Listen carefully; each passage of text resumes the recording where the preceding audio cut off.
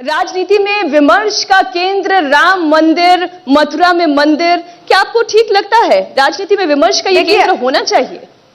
धर्म आस्था का विषय है और अपना दल धर्म की राजनीति नहीं करता, ये मैं स्पष्ट रूप से आपके इस मंच पर कह रही हूं।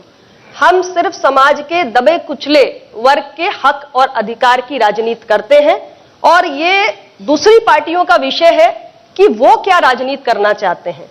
हम भारतीय जनता पार्टी के साथ आए हैं, सामाजिक न्याय और विकास के एक कॉमन एजेंडा के साथ आए हैं। लेकिन भारतीय जनता पार्टी तो हिंदू और हिंदुत्व की राजनीति को अपना आधार बनाकर आगे बढ़ रही है। भारतीय जनता पार्टी को तय करना है, वो एक स्वतंत्र राजनीतिक दल है, उनकी अपनी एक वैचारिक पृष्ठभूमि है, वो अपनी विचारधारा का प्रचार प्रसार करने के लिए स्वतंत्र है। हमारा हस्तक्षेप उनके वैचारिक कमिटमेंट पे नहीं हो सकता।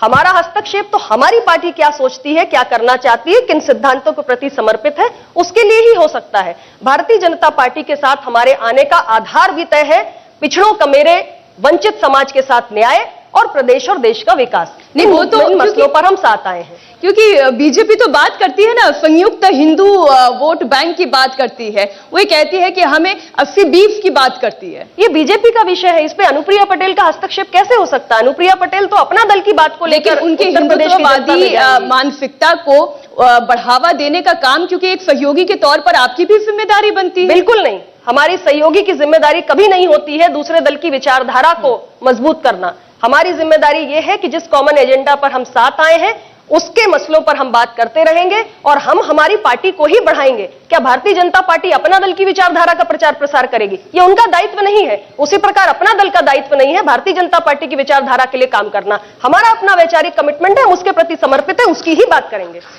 आपके लेकिन अपने व्यक्तिगत विचार क्या है?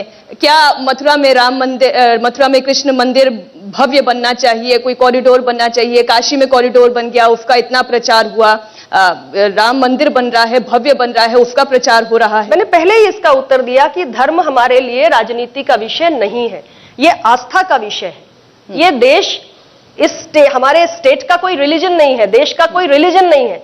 सब अपने हिसाब से अपने रिलीजन को फॉलो करने के लिए स्वतंत्र है। हमारे लिए धर्म राजनीति का आधार नहीं हो सकता। आप ठीक कह रही हैं कि बात होनी चाहिए शिक्षा की, रोजगार की, लेकिन आप लोगों की ही सरकार है और प्रयागराज में इतना बड़ा कांड हो जाता है, लाठियां बरसाई जाती हैं, बार बार विरोधी आप पर आरोप लगा रहे हैं। क्या यही होता है सबका साथ और विकास? ये जो घटना हुई इलाहाबाद में, प्रयागराज में, हम उसकी घोर निंदा करते हैं और हमने सरकार से इस बात को स्पष्ट रूप से कहा है। सरकार ने इस प्रकरण को संज्ञान में भी लिया है।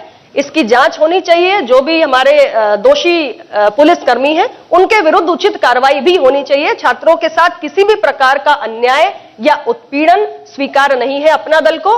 और जो हमारे कुछ पुलिसकर्मी हैं उनका सरकार ने तत्कालिक प्रभाव से निलंबन भी किया था। जांच की प्रक्रिया पूरी हो, जो दोषी हो उनके विरुद्ध कड़ी कार्रवाई हो।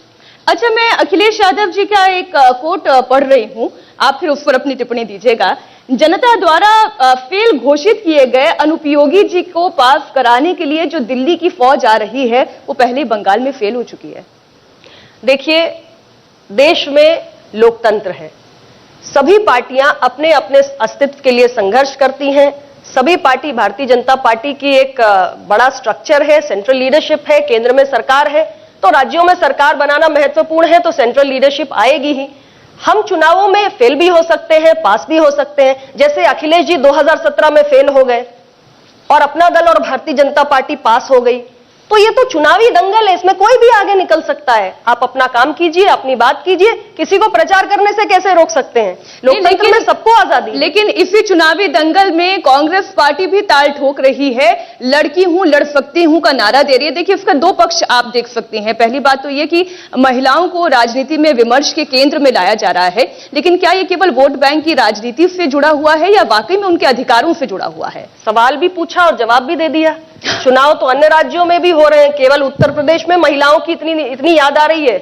कांग्रेस पार्टी तो केंद्र में सरकार बना चुकी है, आज कई राज्यों में सरकार है, छत्तीसगढ़ में है, कई राज्यों में, अन्य जगह भी चुनाव हो रहे हैं। तो क्या हर जगह यही फॉर्मूला अपनाया जा रहा है? निश्चित रूप से महिलाओं की राजनीति वो तो कह रहे हैं कि यूपी में ये फॉर्मूला पास होगा, अन्य राज्यों में भी अपनाया जाएगा। तो अभी फिलहाल जब चुनाव हो रहे हैं दूसरे राज्यों के, उस वक्त इस फॉर्मूले को अपनाया नहीं किया जाए। यूपी एक प्रयोगशाला बन चुका है और प्रयोगशाला इसलिए बन चुका है क्योंकि कांग्रेस के पास आज कोई जमीन ही नहीं बची। तो नई जमीन तलाशनी है, कोई कमिटेड वोटर नहीं है, इसलिए लेकिन क्या नया लड़कियों प्रयोग की है। भागीदारी नहीं होनी चाहिए? इंडिया टीवी हर वक्त हर जगह डाउनलोड करने के लिए सर्च करें India TV news Google play store या ऐप स्टोर पर।